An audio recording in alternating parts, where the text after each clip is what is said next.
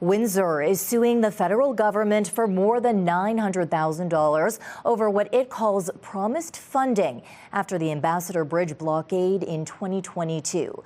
Let's go straight to CTV's Robert Lothian with the details on the lawsuit tonight. Robert.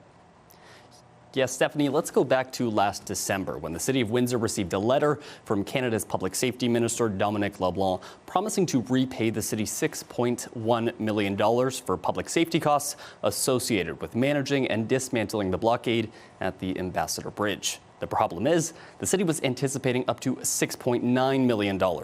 Mayor Drew Dilkens characterized LeBlanc's letter as a middle finger to the people in this community, with the council voting to support legal action if necessary. Today, around 9 months later, a lawsuit was formally announced.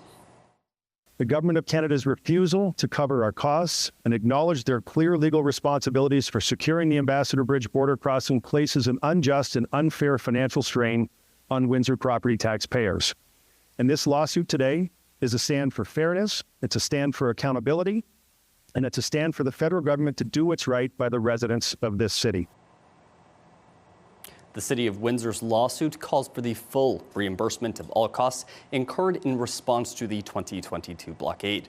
It also calls for some enhanced measures in funding and monitoring the border, namely a formal declaration of federal responsibility for policing and securing federal border crossings, and money for ongoing expenses related to protecting Windsor's international border crossings.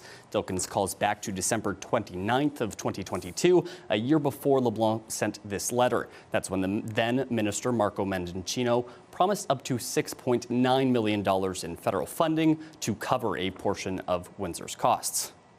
Up to being the key phrase there, Windsor-Tecumseh Member of Parliament Eric Kuzmierczak notes Minister Mendicino's pledge was not $6.9 million, rather up to $6.9 million. He also notes the provincial government has not provided any funding, today calling for Premier Doug Ford to step up and chip in. He assures the Windsor residents the government is supporting the city through other investments.